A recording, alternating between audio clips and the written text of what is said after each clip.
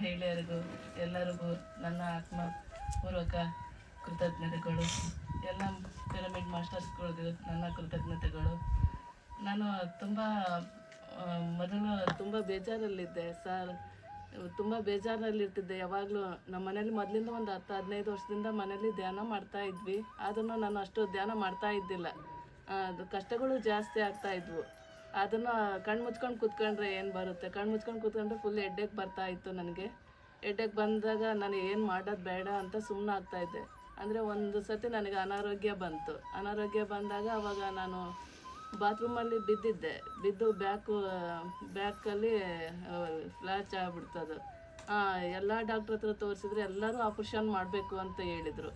ಆವಾಗ ಹೆಂಗೆ ಮಾಡೋದು ಅಂತ ಆಲೋಚನೆ ಮಾಡಿ, ಇಲ್ಲಮ್ಮ ಯಾವ ಡಾಕ್ಟ್ರ್ ಹತ್ರ ಹೋದ್ರೂ ಸ್ಟೀಲ್ ರಾಡ್ ಹಾಕಬೇಕು, ಆಪ್ರೇಷನ್ ಮಾಡಬೇಕು ನಿನಗೆ, ಇಲ್ಲಾಂದರೆ ಸಕ್ಸಸ್ ಆಗಲ್ಲ ಅಂತಂದ್ರೆ ಏನು ಮಾಡೋದು ಅಂತ ನನಗೆ ಭಾಳ ಭಯ ಆಯಿತು. ಆವಾಗ ಏನು ಮಾಡೋದು, ಕೆಲವೊಂದು ಡಾಕ್ಟ್ರು ಮಾಡಬೇಕು ಅಂತಾರೆ, ಕೆಲವೊಂದು ಡಾಕ್ಟ್ರು ಇದು ಬೇಡಮ್ಮ ಸಣ್ಣ ವಯಸ್ಸು ಮಾಡಿದರೆ ಕೈ ಹೋಗ್ಬೋದು, ಕಾಲು ಹೋಗ್ಬೋದು, 6 ತಿಂಗಳು ಚೆನ್ನಾಗಿರ್ತೀವಿ, 6 ತಿಂಗಳಾದ್ಮೇಲೆ ನೀನು ಮತ್ತೆ ಹಂಗೆ ಆಗುತ್ತೆ ಅಂತಂದರು.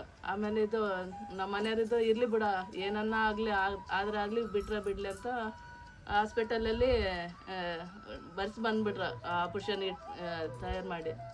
ಆವಾಗ ನಾನು ಏನು ಮಾಡೋದು, ಆಮೇಲೆ ಸಾರು ಹನುಮಂತರಾವ್ ಸಾರ್ಗೆ ಅವ್ರಿಗೆ ಒಂದು ಸತಿ ಫೋನ್ ಮಾಡಿದೆ, ಸರ್ ಈ ಥರ ನನಗೆ ಪ್ರಾಬ್ಲಮ್ ಇಲ್ಲ, ಬೇಡ ಮೇಡಮ್ ನೀವೇನು ಆಪ್ರೇಷನ್ ಮಾಡಿಸ್ಕೊಬಿಟ್ರಿ, ಹೆಚ್ಚು ಧ್ಯಾನ ಮಾಡಿರಿ ಅಂತ ಅವರು ನನಗೆ ಸಲಹೆ ಕೊಟ್ಟರು. ಸಾರು ತುಂಬ ನನಗೆ ಈ ಮಟ್ಟಕ್ಕೆ ಬರೋಕ್ಕಂದ್ರೆ ಸಾರೇ ಕಾರಣ. ನನಗೆ ನಿಜವಾಗ್ಲೂ ಹೆಲ್ತು ಅಷ್ಟು ಚೆನ್ನಾಗಾಯಿತು. ನನಗೆ ಧ್ಯಾನ ಮಾಡ್ತಾ ನನಗೆ ಅದು ಬೆನ್ನು ನೋವೇ ಹೋಗ್ಬಿಡ್ತು. ನಾನು ದಿನ 8 ಗುಳಿಗೆ ನುಂಗ್ತಾ ಇದ್ದೆ. ಆಮೇಲೆ 5ಕ್ಕೆ ಬಂದೆ, ಆಮೇಲೆ 3ಕ್ಕೆ ಬಂದೆ, 3ಕ್ಕೆ ಬಂದಮೇಲೆ ಆಮೇಲೆ 2ಕ್ಕೆ ಬಂದೆ, ಆಮೇಲೆ 1ಕ್ಕೆ ಬಂದೆ.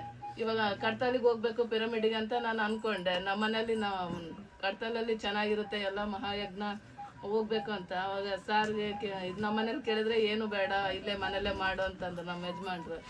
ಸಾರ್ ಕೇಳಿದೆ, ಸರ್ ಈ ಥರ ನಾನು ಹೋಗ್ಬೇಕಂತ ತುಂಬ ಆಸೆ ಇದೆ ಅಂತಂದ್ರು. ಸಾರ್ ಇದು ನೀನು ಒಂದು ಸಂಕಲ್ಪ ಮಾಡ್ಕೊಮ್ಮ ಪತ್ರಿಜಿಗೆ, ನಾನು ಕಡ್ತಲಲ್ಲಿ ಧ್ಯಾನ ಮಾಡ್ತೀನಿ ಅಂತ ಸಾರು ನನಗೆ ಪ್ರೋತ್ಸಾಹ ಕೊಟ್ಟರು.